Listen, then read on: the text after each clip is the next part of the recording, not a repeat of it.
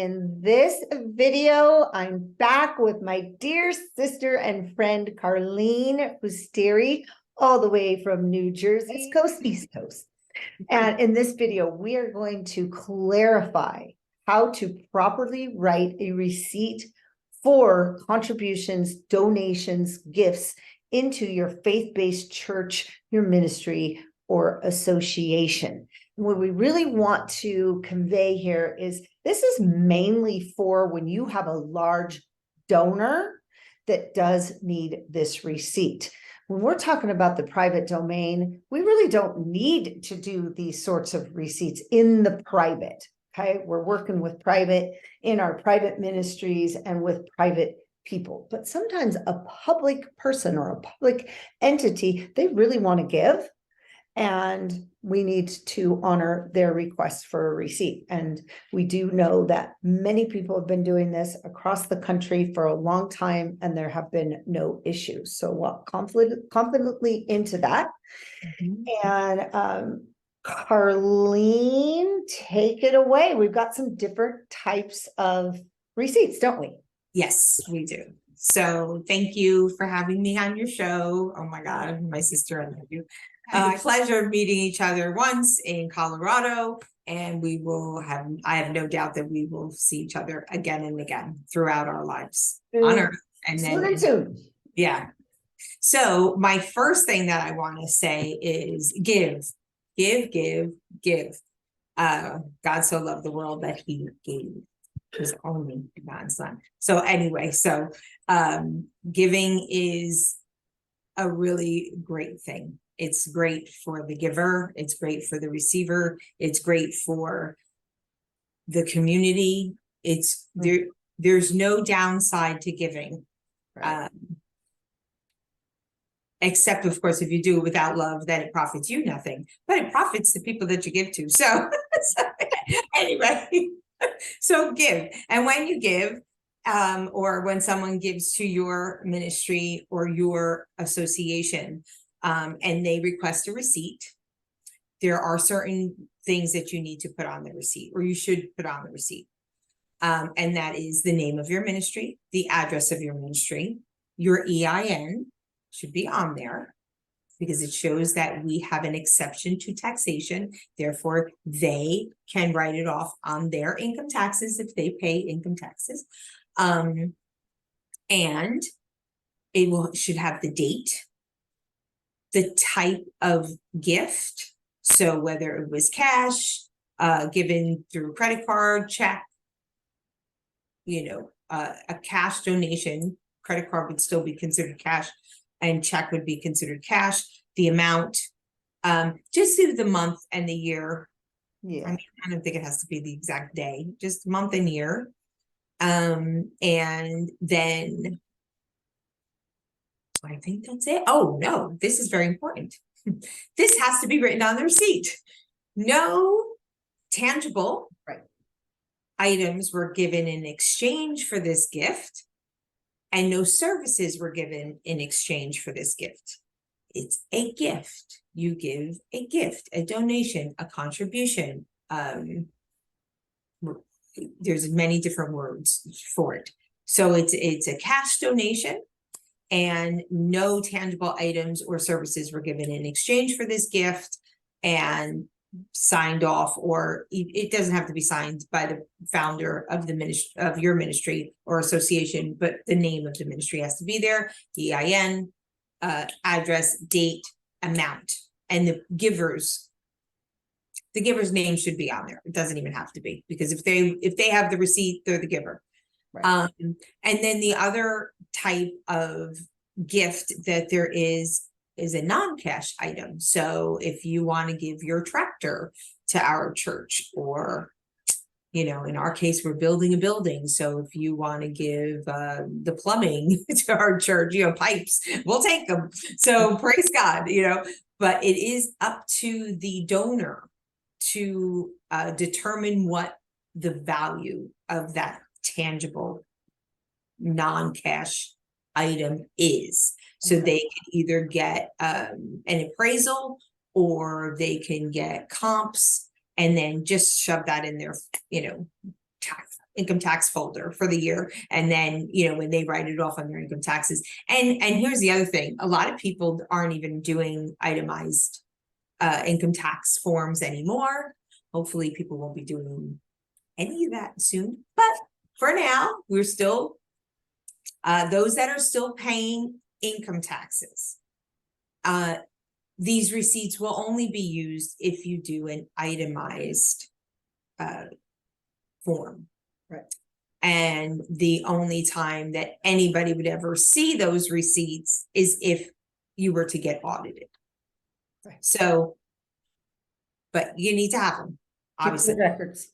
Can't say we gave Bold $10,000 and not have a receipt for that $10,000 and think you're going to write it off. So, right, yeah. I Okay, think, good. And then, so that's great. That's the two types, cash, non-cash. The receipt is pretty similar. It could say on the non-cash, it was the value of, right? right. Yeah. And the donee it's up to them to find out the value. Yeah. Okay. And then let's talk about this, because in the private, we're not doing commerce. Right. And so that's, as we learn the different language, different vernacular that we are supposed to be using, and don't freak out if you forget.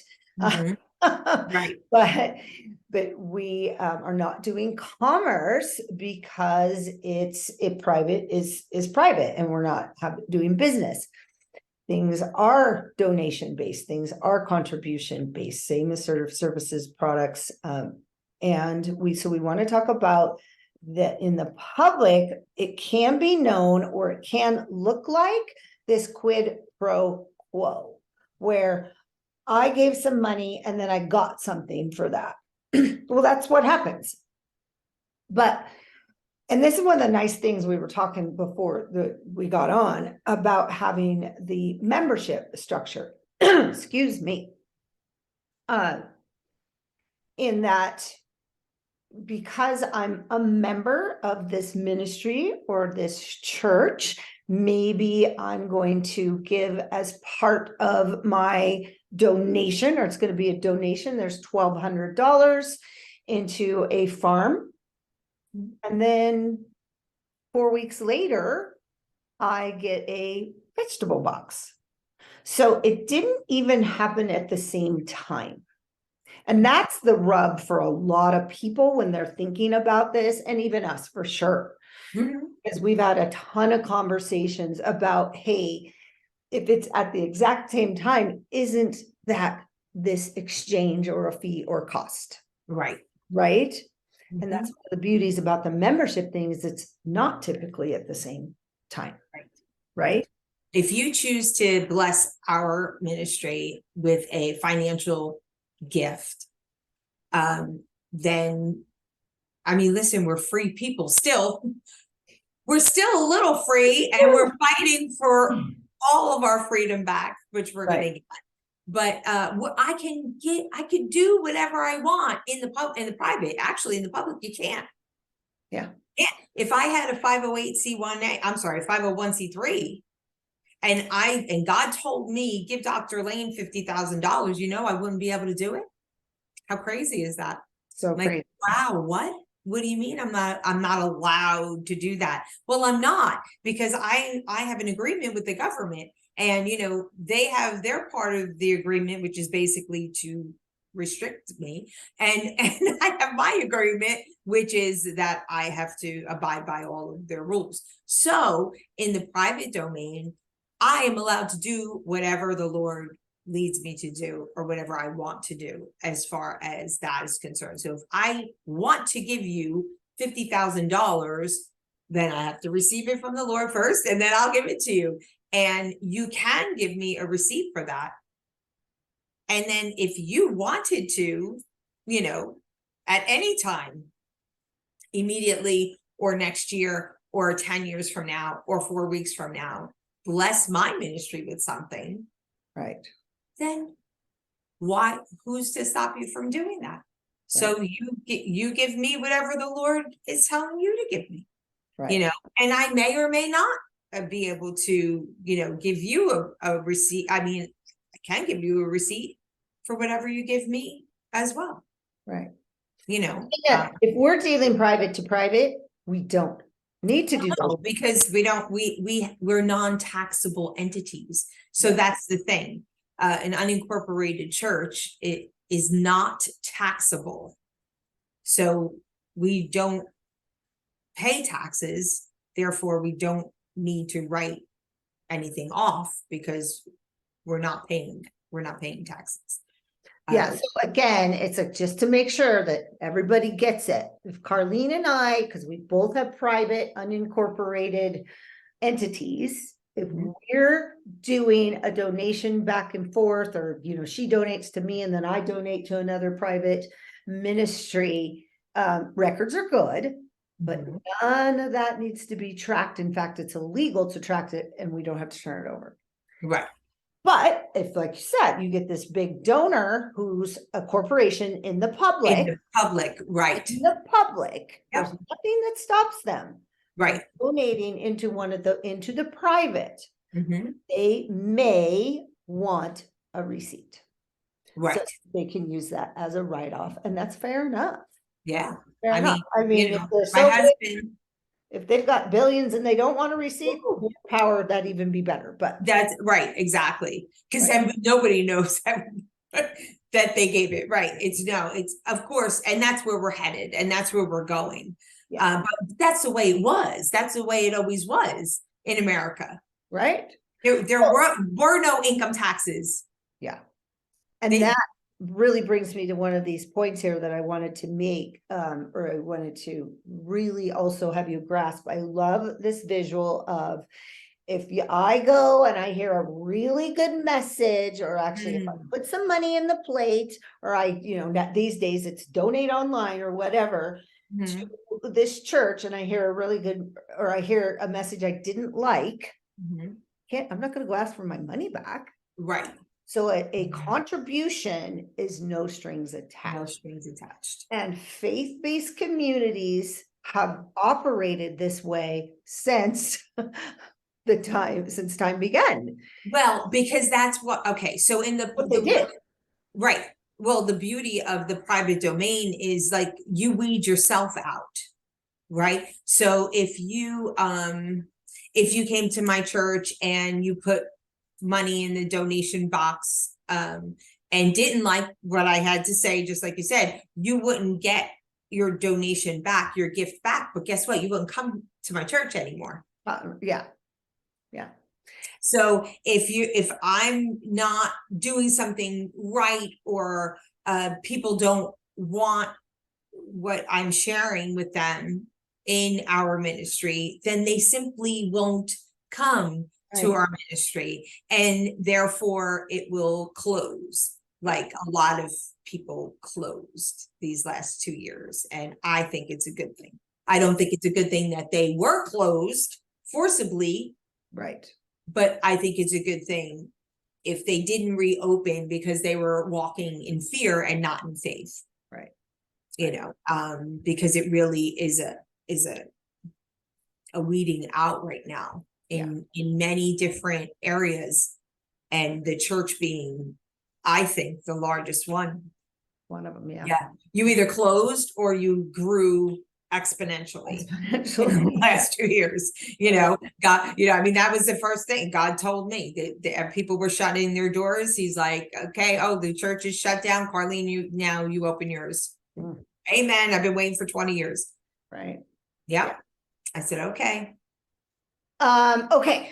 So, and again, this is how these faith-based communities worked, was if I had sheep with lamb, and I can donate over here to my neighbors, and they have cows with milk, so they're donating to me, and Joe over there has pears and apples, and Cynthia over here has cherries, and that's how it worked. I mean, everybody was gifting and contributing. And that was the way we were instructed. to Yes. do things. So this is, don't get caught up in, oh no, I just gave a service Mhm.